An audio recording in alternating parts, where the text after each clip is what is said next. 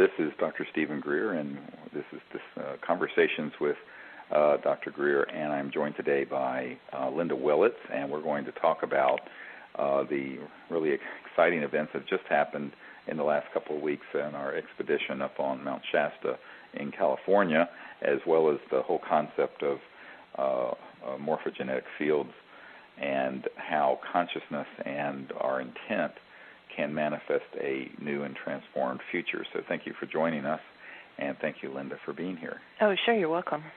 So I think to introduce this, I'd like to say that many people have read the work of Rupert Sheldrake and are familiar with his concept of morphogenetic fields and how once something begins to happen, it can propagate non-locally in other places, and once something is a successful form or activity, it then recruits other agencies, as it were, through consciousness, non-locality, and awareness to make it happen further. A simple way of understanding this is the whole 100th monkey concept, where where they've done studies where a group of monkeys on one island will start to learn a new social skill, and then spontaneously on another island, where there's no direct contact between the one group of monkeys and the new group, they'll begin to do the same thing, and there seems to be this resonant effect through non-local awareness. And this has been studied and pretty well verified in the natural world, and it has to do with the fact that the entire cosmos is a conscious quantum hologram that's awake and that is living. And so this whole living conscious quantum hologram of reality has a way of integrating events, so that if something is successful and begins to work and be life-supporting, it is spontaneously, as it were, sort of recreated or begins to be facilitated in another place, in another locality. And this is exactly what we're seeing on a sort of a interstellar scale with the work that the Center for the Study of Extraterrestrial Intelligence is doing, CSETI. And you can read about what we do there at CSETI.org. And we just have concluded a week of gathering about 50 people up on Mount Shasta, California, which was wonderful, the things that happened. And one of the things that we have studied, of course, in regard to our contact work with interstellar civilizations, is the extent to which the leading role of the science of consciousness and the ancient Vedic concepts of sound and consciousness and awareness plays into their communication systems and their understanding of the cosmos. And I think that what we have found is that the more that we have people doing these sort of protocols that are rooted in a meditative state and are in resonance together, the more profound the experiences are that the group has. And that also people all over the world start having the same experiences or similar experiences. For example, I just got an email from one of our groups up in Canada who was not with us at Mount Shasta, but while we were doing that, they had gone out and had some similar, quite extraordinary experiences that included tones and electronic events and sightings that were directly overhead at the same time that we were having our experiences up on Mount Shasta. So if you begin to look at the whole cosmos as sort of a self-integrating, aware quantum hologram where there's complete integration of space and time through this aspect of conscious awareness, you can see how a group of people doing this has an enormous effect in the world, and that interstellar civilizations that certainly have to understand this to go faster than the speed of light. As they go through the light barrier, they cross over into what I call the transdimensional aspects of thought and awareness and so-called conscious formed world of the astral reality. That what you find is that these civilizations understand these concepts very well and really respond when a group of people are in a group meditative state and with intent and coherence together begin to open up and invite contact, and then all kinds of amazing electronic events happen and objects come in and contact is made, but that the real core of it is in the understanding of non-local mind and consciousness, because as you go into a deeper and quieter aspect of awareness, you're reaching into that state that is increasingly universal and expanded. And in that expanded state of awareness, you're basically, if you operate from that deep level of awareness in your intent and thought, it has a much more profound effect than if you're doing it just from the superficial level of ordinary thinking. And so that's what our training program is about, is helping people to understand these concepts and then giving techniques and meditation so that people can become very quiet and centered and calm, and then from that quiet state of awareness intend and then in remote view distant places and make contact with these civilizations and then invite them to make contact with us here on Earth, wherever we may be. And so that those concepts, which are called the CE5 protocols, the Close Encounters of the Fifth Kind protocols, are what we'll be teaching and doing out under the stars at this large gathering in Arizona, in Rio Rico, outside Tucson, Arizona, in October 24th, 25th, and 26th. We're going to have probably a couple of hundred people with us out under the stars at night and practicing these protocols for a mass contact event. But, the contact and the sighting is much less important than the effect we'll have in consciousness by having that many people intending to move forward in a state of universal peace. And the sort of meditative and prayer state with that many people can have an enormous effect on the whole planet. And this is because of this the morphogenic effect of consciousness as it manifests reality and manifests the future by having a large number of people in the same state together. And also during the day, what's going to be wonderful about this conference, you can find out about it at CSETI.org/contact. We're going to have the world-renowned crop circle researcher Colin Andrews with us, who is going to be reporting on a number of big events that have been happening with the British government and recent documents and revelations with the British government's involvement not only with UFOs but specifically with crop circles. And also what has been going on this year there, where there has been some of the most important sightings and events in his memory. And he'll give a full update and have images and slides of all the recent events that have happened there in the United Kingdom. And then also Dr. Lynn Katai will be speaking about the Phoenix Lights and the sort of ongoing contact she's had, but also the events around the time of the Phoenix Lights. As you all know, in 1997, when there was the massive mile-wide craft that was seen over the Phoenix area that recently Governor Fife-Symington has come clean and admitted that he did see it and that it was something quite extraordinary. She has pictures of this and also saw it, but it's had sort of as a contact person, has had ongoing experiences with these. And she's also a fellow medical doctor, as I am, and she will be making a presentation, and then I will be leading the training for making contact with these interstellar civilizations using these advanced concepts of consciousness. And we will do a mass puja together as well, since we're talking on the World Puja Network, we can mention that. And then to do the meditative techniques together using tones and the mantras that we've talked about in the previous World Puja interviews.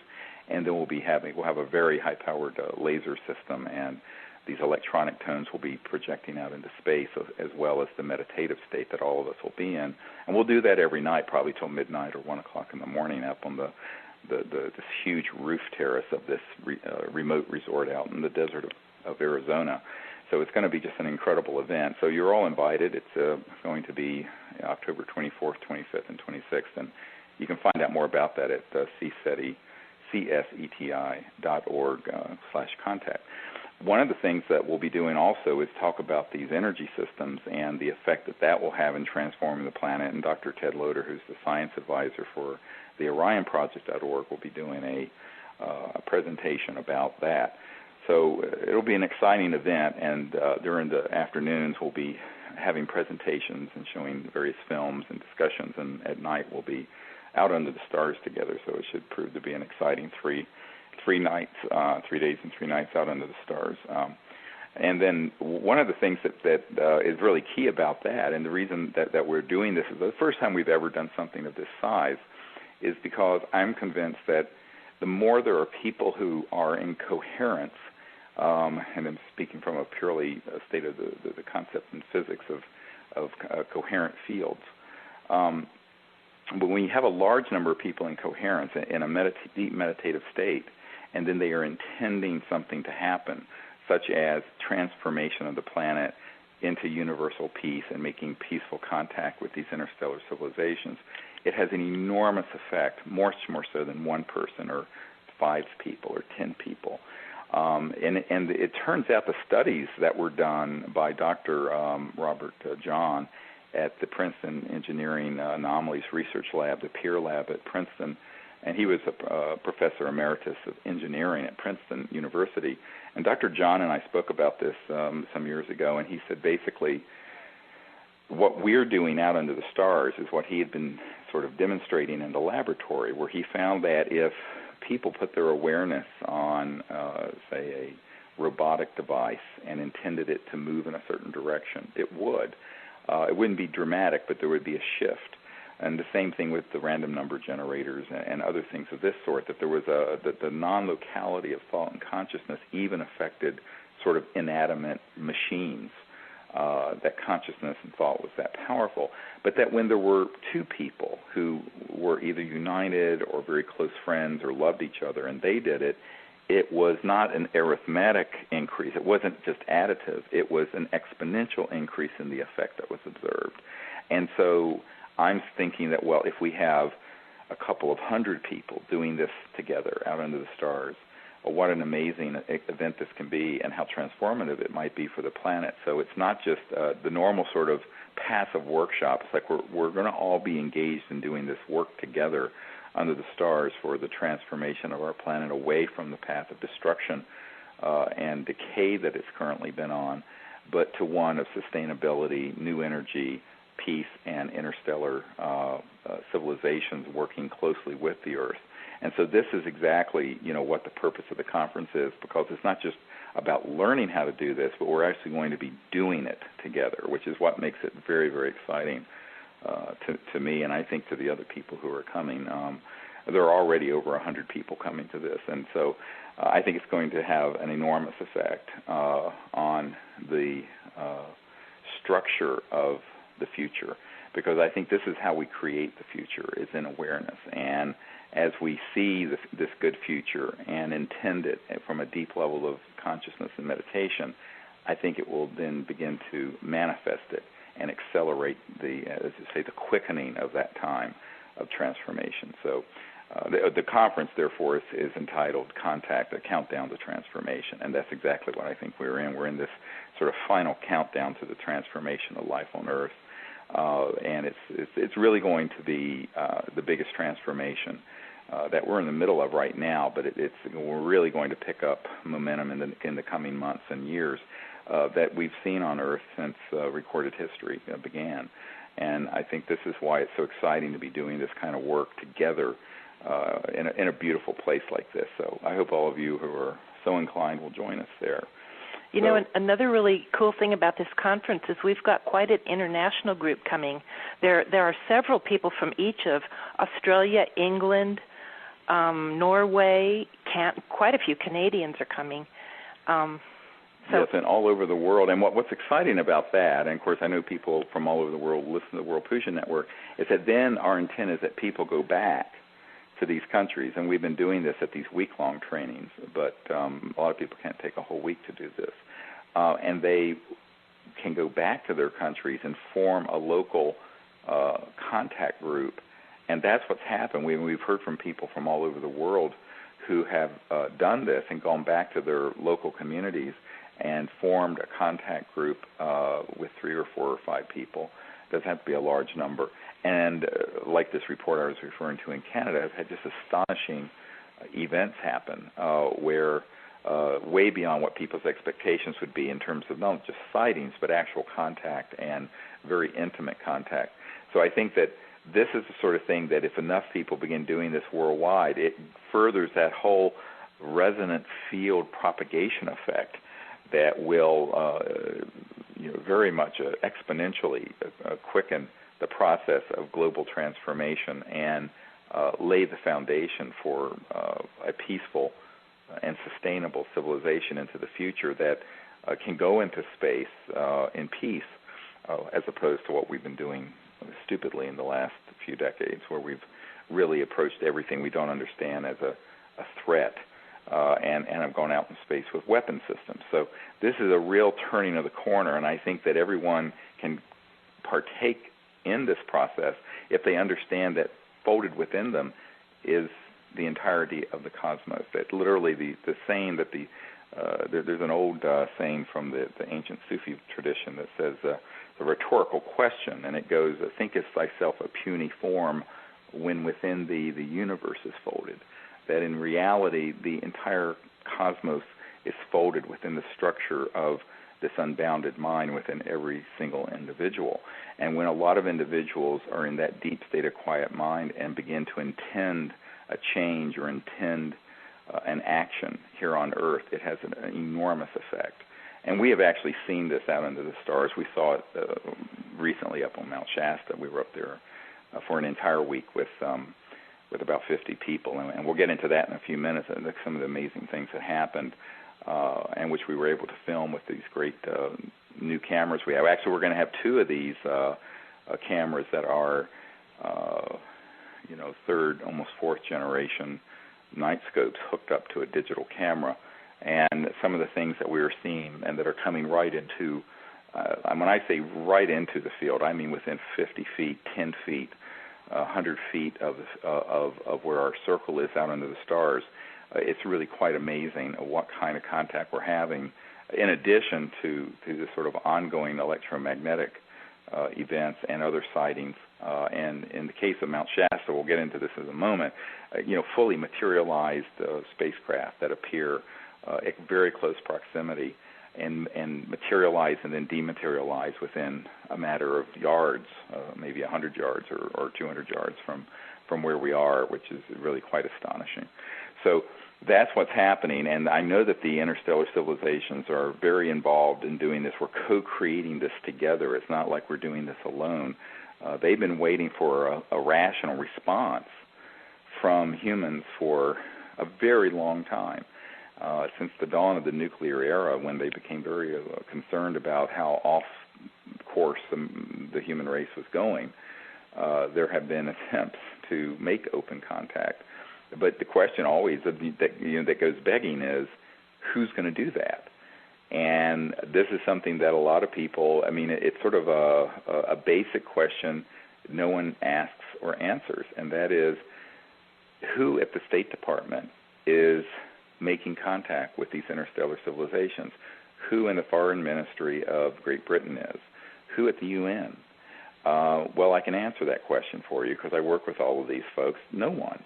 And so it's in the vacuum of the inaction of we the people not doing anything, the government of we the people, there has been a secret government program that stepped in that has really bollocksed up the whole thing and has tried to militarize the relationship and has made a large number of very serious strategic errors. And so this then is why it's important for us as citizen diplomats, as I call ourselves, as sort of ambassadors to the universe, to correct this imbalance until such time as the governments of the world wake up to not only the problem and also to the solution and start doing something that's rational and peaceful as opposed to hysterical and paranoid, which is unfortunately what happened when Eisenhower lost control of this whole issue back in 1954. And by the way, those of you who haven't heard previous shows, I got a document from the Ministry of Defense of a foreign government with a first-hand account of someone who was with Eisenhower in 1954 in the spring, when he actually did have a meeting with extraterrestrial spacecraft, occupants of a spacecraft that landed near Muroc, California. This was thought to be sort of an urban myth, and it is not.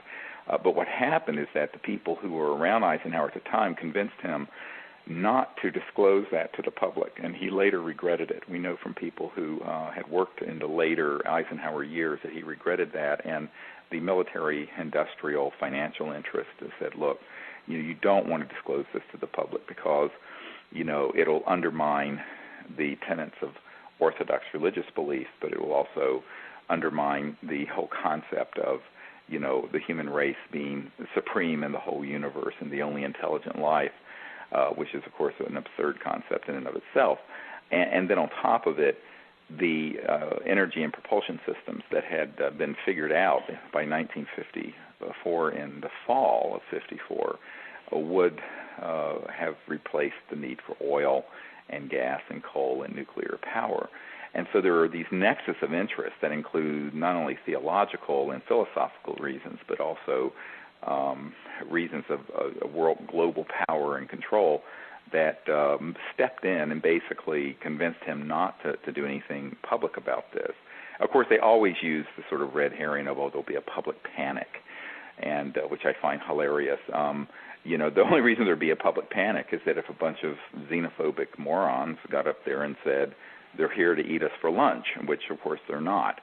But I think that the people who always want to hang out the fear and hysteria card, the reason they play that card is that they're trying to hold on to power. And, the current order in the world order today is so rotten and corrupt and centralized in the hands of just a few corporations and individuals, 200 or 300 major corporations and individuals, that, at this point, more than half of the net worth of the world resides in the hands of these few 200 or 300 people and companies that they represent. And I think that what people have to understand is that the president in 1954 and the president today in 2009 is in the pressure cooker of these sort of hugely powerful special interests who do not want this information out for various reasons, not least among them of which is that there's a $500 trillion asset base in oil and gas and coal and centralized utilities and financial derivatives and commodities and petrodollar accounts, et cetera, and so on, that would have to be transformed into another macroeconomic system, both for energy and also the economy. And people really do not want to see that kind of change happen. And so the consequence of it is we're murdering the planet that we're living on. We're literally committing what I have coined the term planeticide, the intentional killing of an entire biosphere and thousands of species of plants and animals because of this kind of thinking. And this kind of thinking can only be transformed not by engaging it on the level of violence, but on a level of consciousness and a sort of a divine love and transformation and prayer and bold action. It doesn't mean we don't engage in bold, courageous action. We must. And this is something that we're very hopeful can be corrected and will be, because it must be. I think one of the things we're finding is that many of the doors that are opening for us right now are opening because they absolutely must open, that we are in the final sequence to this transformative process that's been underway on Earth for over 100 years, and that there's no more, we don't have another 100 years to delay these fundamental changes to how humanity lives on the Earth and lives together with each other, and that the time for universal peace and the time for free energy and the time for energy systems that do not harm the biosphere and for ourselves to be in space peacefully, fully acknowledging that we're not alone in the universe. These are all issues that must be addressed and that we are addressing with CSETI and the Disclosure Project and with the OrionProject.org. And I think that they are all part of the same central problem, and that is how our civilization needs to get from where it is to where it's going, and how is it going to make that happen. And it's going to happen first in consciousness through the morphogenetic transformative effect of a lot of us coming together in this state of consciousness. That's what people need to understand. And that's what we do. And so that's what this big event in Arizona in October, out in the desert outside Tucson at Rio Rico will be. and also what we've been doing for these week-long expeditions and day-long expeditions that we've been doing. We also recently had about 90 people with us out in a one-day expedition under the stars at the Noetic Sciences Institute in Petaluma, California, just after the Mount Shasta event. That was just wonderful, and a wonderful training event with great people there. And we're going to be doing one in Asheville, North Carolina, this weekend, actually. I mean, it's full, but we're having a lecture that anyone in Asheville hearing this are welcome to come. But we'll be doing one in Costa Mesa, California, in November, and we're going to be doing a lecture, but then a day-long training there. So any of these events that you guys want to come to, I hope you can join us, because each of them are ones where you can really get all the materials and learn how to do this contact, but more importantly, how to personally become engaged as an ambassador to the universe and work with other people and engage in this coherent state of resonance, so that we are having this transformation happen in a very coherent way. And by the way, this is a level of action that is the state of the true spirit warrior, that the real things that happen that transform the world is not at the end of the tip of the sword. It's at the tip of the mind, but the mind is rooted in this unbounded state, and then the action and the thought that comes from that. And so it's a very powerful state of action that flows from that deep level of consciousness, and that's why it's very, very powerful. And that's also why we're seeing this kind of contact happening on an escalating basis over the last few years, is that as more and more people become in this field of resonance, there is this potentiation of opening contact, and these interstellar civilizations respond most profoundly when there is a group of people who are in a state of coherence together. And not only are we in coherence, but the ETs are in coherence, and you can really tell, that they're working with us, that they're also participating in the training, and it's so amazing how they interact so carefully with us. And one of the ways they've been showing us lately is through our radar detectors, and they've been activating the radar detectors more and more and more ever since November of 2007 in Joshua Tree. And Dr. Greer and I were just talking about how it's a morphogenic field, how the ETs are working together with the radar detectors. And you can really see when we have 3 or 4 radar detectors that have been in the field for several of these expeditions, and they have been highly activated by the ETs. But whenever we bring a new one into the group, it's like it takes a little while for the ETs to work with it and to activate it, and you can really tell that a new group of ETs kind of takes control of one of the new radar detectors, because we'll have the kind of the standard, actually incessant activity out of the few detectors that we've had at several different expeditions, and then all of a sudden we'll see, for example, in Mount Shasta, we had God consciousness ETs that have a really distinctive, brilliant kind of diamond white light that they flash when they merge into the atmosphere. And when we've seen that happen, one of the whole different radar detectors will start to go off. Right. It is very specific. And what we're learning is that we're in these remote areas, and what you have to understand is that these electromagnetic detectors are picking up different spectra of electromagnetic energy. But what's happening is that even if you have 3 of the exact same type and brand, they will be on different spectra. One might be a laser spectrum, one might be an X band or a K band, but at the same time, which is technically impossible, because if it was coming from something linearly, like a beam of energy being shot towards us through space, which is how most people think of these things, which is what a police radar gun does or a microwave tower does. It would be it'd be the same thing, because we're not moving, we're stationary, et cetera, and so on. So what's happening is that they're actually coming from within space, what I call infraspace instead of outer space.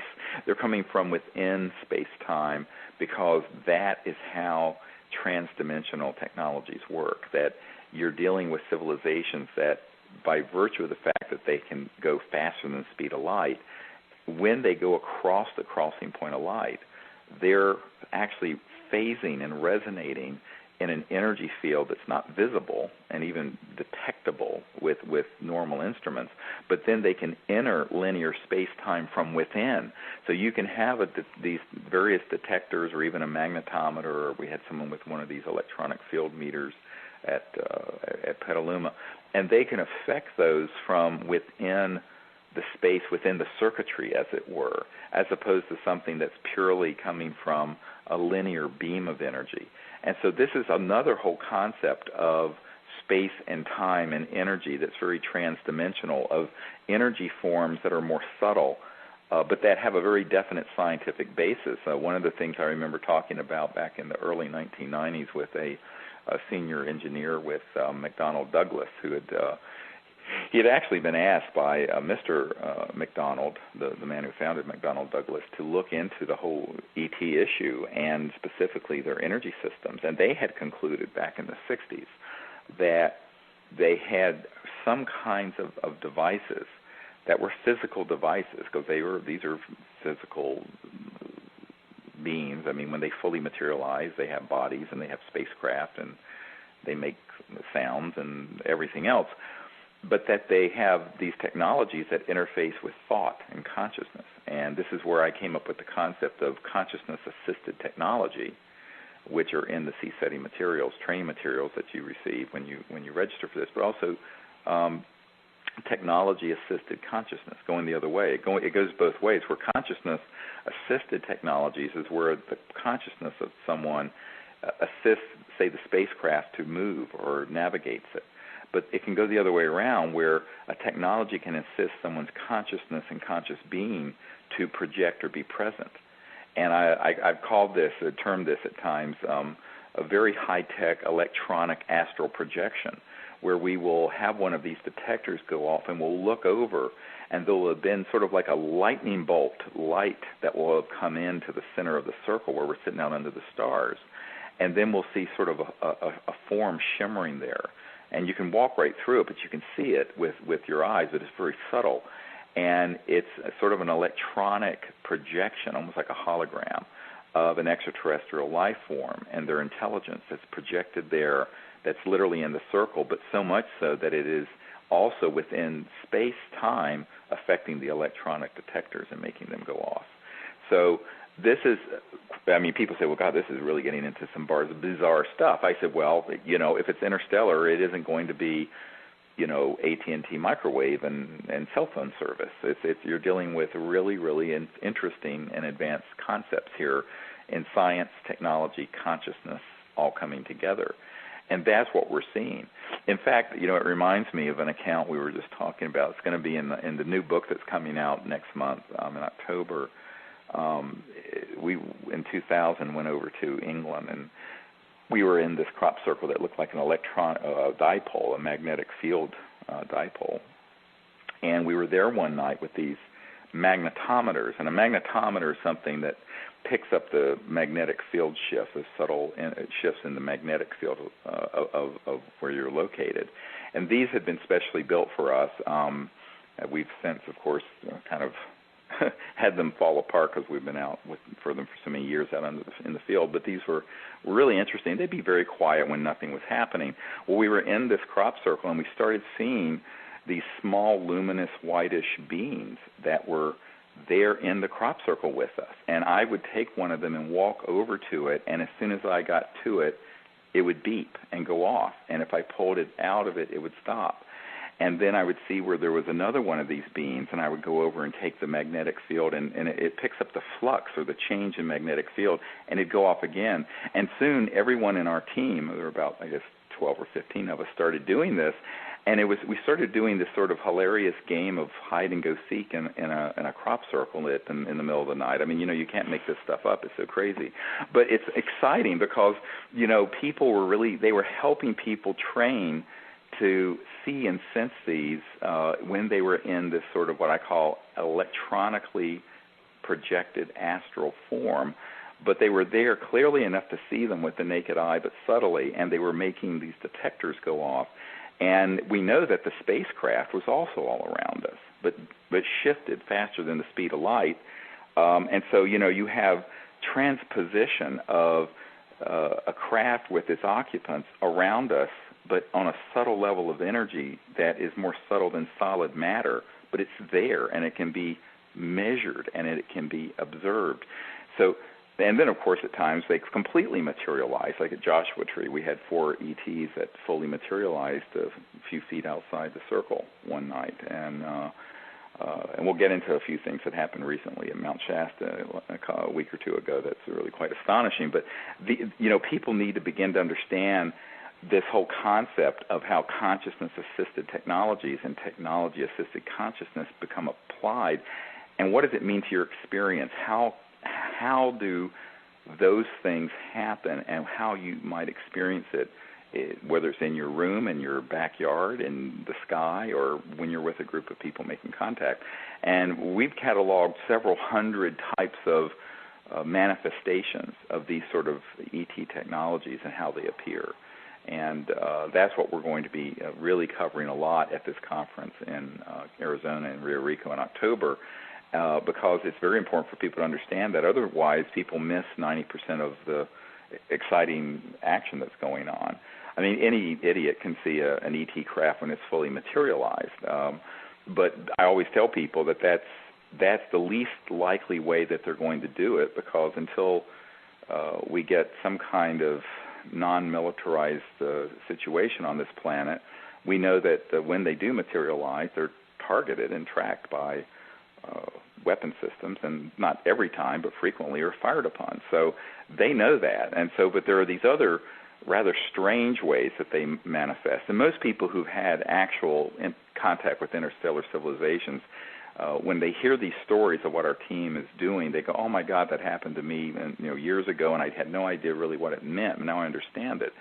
And that's what's really so exciting about this. And it sort of is opening a doorway to an understanding not only in science and physics, but also where consciousness and thought are interfacing with science and physics and electromagnetism.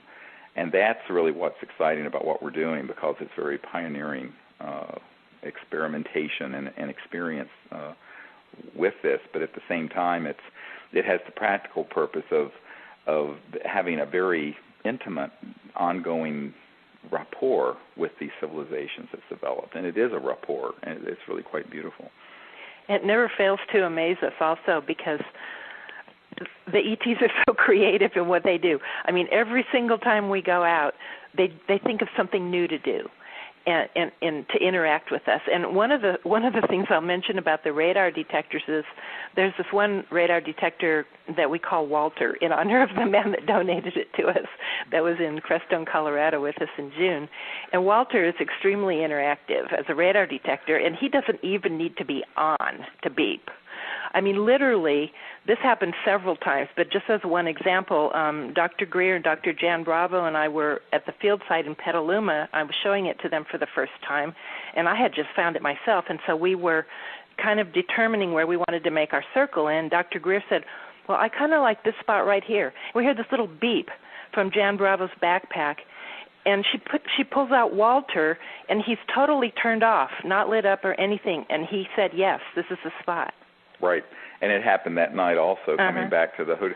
And so here you have something that is switched off, and the ETs still can utilize it and put out an electronic tone to confirm something. I mean, this is really bizarre stuff that, scientifically makes no sense, but if you understand that you're dealing with civilizations that are in this trans-dimensional aspect of the cosmos, that are resonating at frequencies beyond the speed of light, where you get into, of course, my friends in these classified projects call it WSFM, Weird Science and Frickin' Magic. I mean, that's literally what they call it.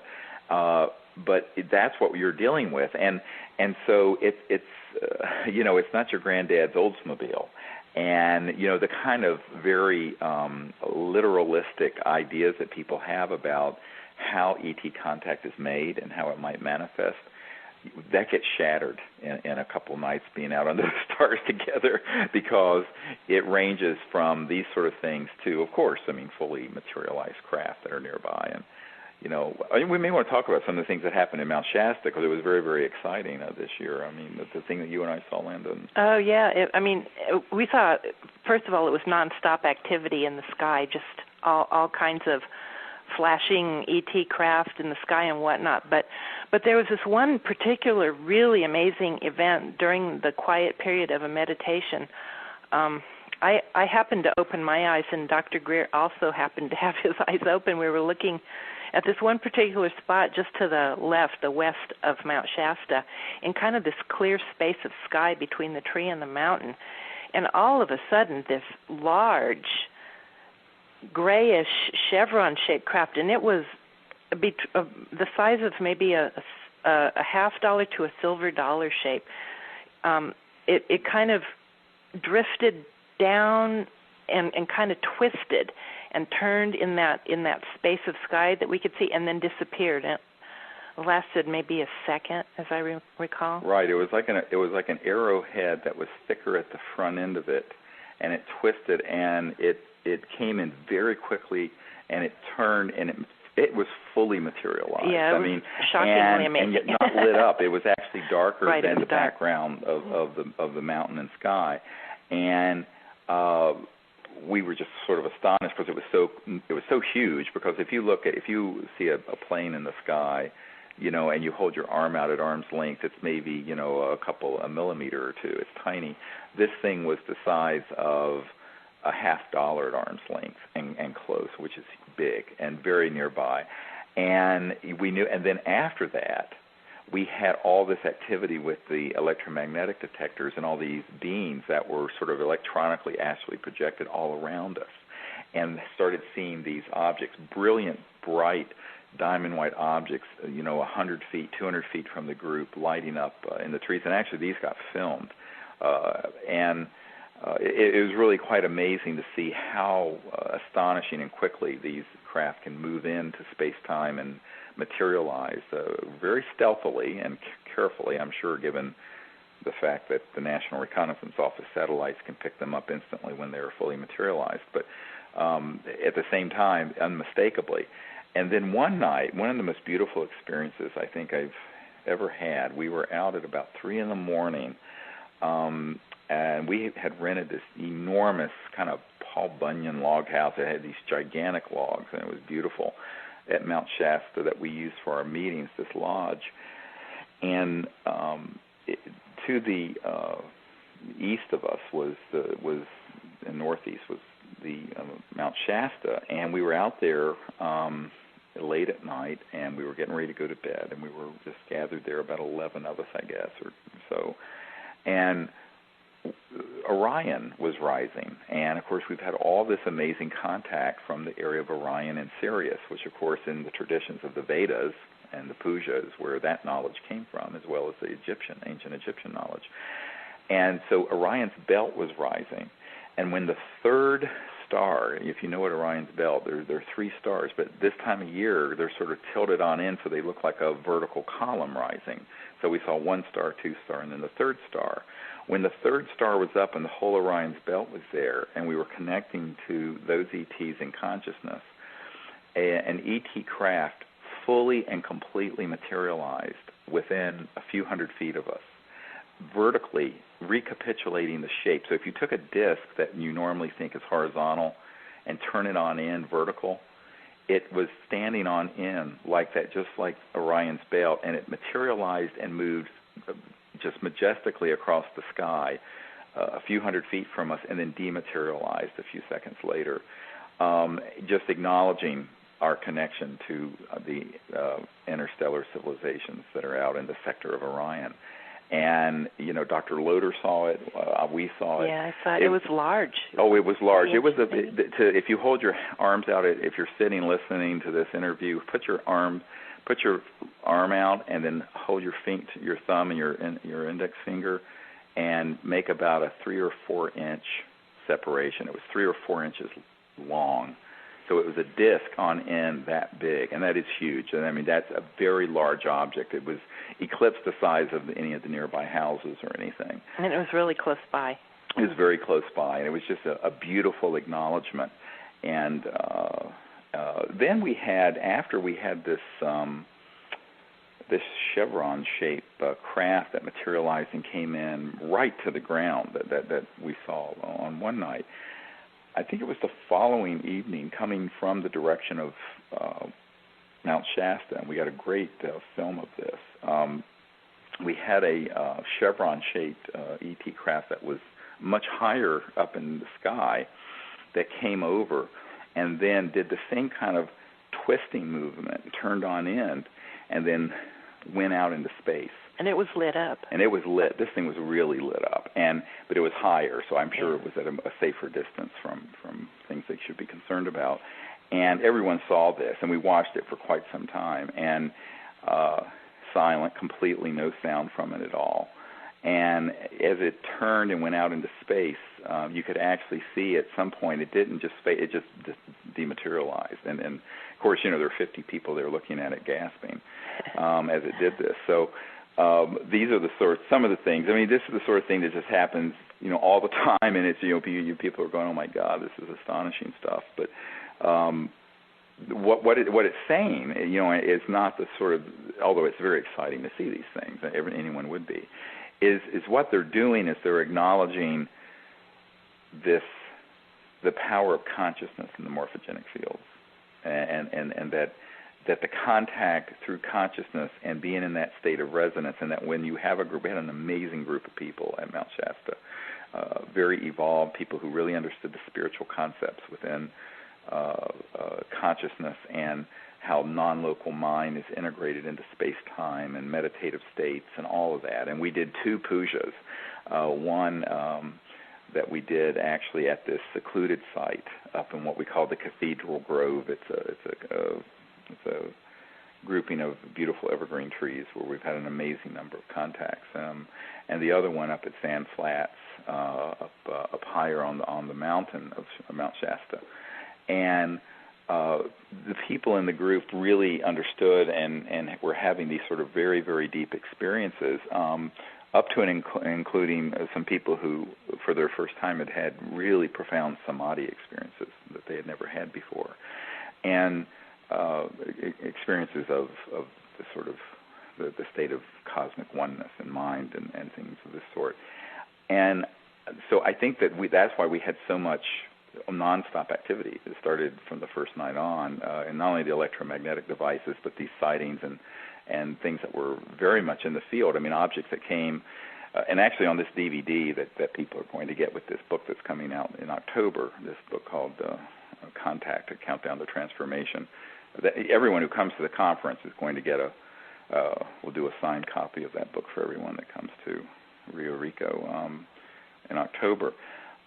That is going to have these images so that people can actually see these objects that materialize and then dematerialize very quickly within 100 feet, 50 feet of where we are sitting. And it's really an astonishing thing to see. And it's amazing because they happen oftentimes so quickly.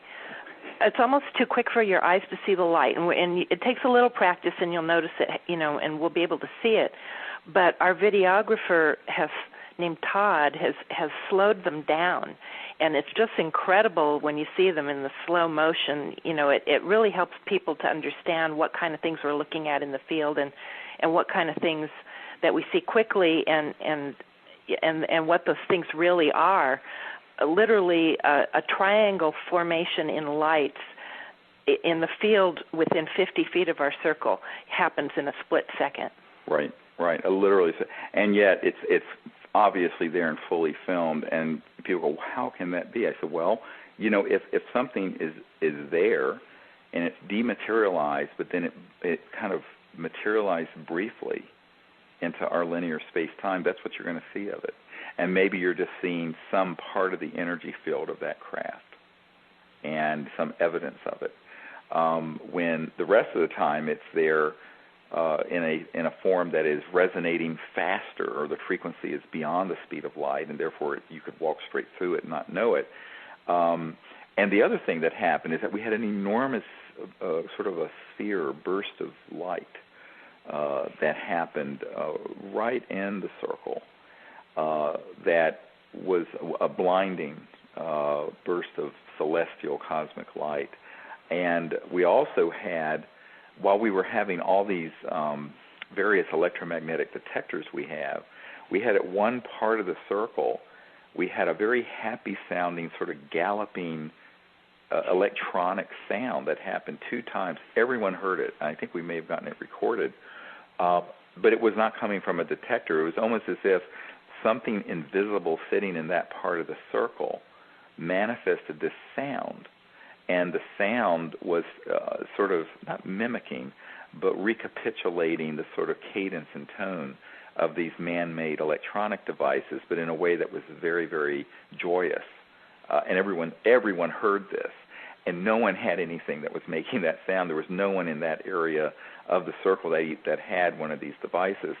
And people go, how can that be? I said, well, they're there. They're dematerialized. You may not be seeing them unless you develop what in the Vedic tradition and the Puja tradition is called celestial perception. But they're there. And then they will do these sort of things with sound to get your attention or to acknowledge something that's happening. And so that happened, which was really, almost cool. Everything. We had light, we had sound, we had fully materialized craft, we had objects that flew over and then went out into space and turned and corkscrewed out, and all of this going on, over 6 nights, sitting out under the stars at Mount Shasta. So anyway, that's what we're going to be doing at these events that are coming up in Costa Mesa, California in November, and at Joshua Tree, by the way, where the whole Orion transmission started. Mm-hmm. We're going to be doing that for a whole week in November. I don't have the dates here with me, but the week of the 15th.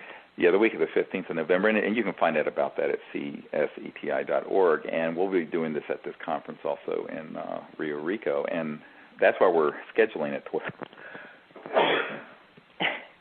the way we are. We're scheduling it so that the mornings are going to be free because we're going to be up at night out under the stars till 1 in the morning. And so the mornings are going to be time just to sleep in and enjoy the wonderful pools and spas and facilities there. And then the afternoons we'll have these presentations by Colin Andrews and Dr. Katai and Lynn Katai and myself and others. And at night we'll be out on this rooftop terrace darkened in the middle of the desert, doing all this meditative work and laser work and what have you. So it'll be exciting. And we're really looking forward to this. I think it's going to be a really successful training and conference for everybody. It'll be really fun too. It'll be great. Yeah, I mean, to be honest, we've never done something like this with this many people, but one of the things that everyone receives who is coming is the meditation CD, and they're actually 2 different sets, one for learning how to do the remote viewing and contact with, and one that is a meditation instruction CD for the mantra instruction. And everyone gets that before they come. And when people come to the conference, we'll have the book there and this new DVD that has the images and tones of all these experiences we've had. That'll be given to everyone when they check in. So it'll be a really fascinating experience. And I think that the effect it can have is really exciting, because when you figure, you have a couple hundred people in this meditative state, visualizing world transformation and universal peace and making contact like this. I tell people it doesn't even matter if we see anything in the sky, because where the real action is in consciousness. It's in the light of awareness and intent, and that many people doing it will have an effect. We know it will. And that's why we're doing it now, because we really are at this time of the quickening of the transformation from one way that we have been living on the earth to another new era. And the era that we're entering isn't a 1,000-year era or 2,000. It's a 500,000-year era. It's an era it's a whole new yuga, as it's called in the Vedic tradition. That's 500,000 years, 5,000 centuries, that will be unbroken universal peace. In other words, it's not going to be a period of peace followed by the collapse into chaos and warfare again. It's going to be an unbroken period of universal peace and prosperity and new energy. and it's like nothing the world has ever seen. And so even though the world is in such a mess right now, a lot of times people don't realize it gets most chaotic and crazy right before such a big transformation happens, and that's the time we're living in right now. And so what I tell people is you have to be aware of the madness perhaps, but don't dwell on it too much. Let's focus on being the people who come together and within this morphogenic field of consciousness and higher states of consciousness manifest this transformed world, because that's what it's all about. Well, I think this pretty much concludes today. I hope this has been instructive for people to find out about kind of how all this works and how sort of the amazing effect consciousness can have when people come together. I hope to see some of you folks at the conference in Arizona in October, or at the Joshua Tree Expedition in November, or at one of the other one-day events that we do. And I really appreciate the people at the World Puja Network giving us this time to update you on what's been going on. There's been so much going on and excitement. We've been living all out of suitcases and jets for the last few months. It's been kind of exhausting, but it's still been wonderful. And I'd really like to thank the World Puja Network for giving us this time to share this with everyone. And I hope to see all of you soon at one of these events. And I'd like to thank Linda Willitts for all of her help. She's been organizing all these special events for us, and thanks to her, we're able to do them. And thank you, Dr. Greer, for leading this most amazing project. Oh, it's my pleasure. So until next time, you've been hearing conversations with Dr. Stephen Greer, and I was joined with Linda Willitts. And until next time, stay in a state of pure consciousness and be with us in meditation. Bye-bye.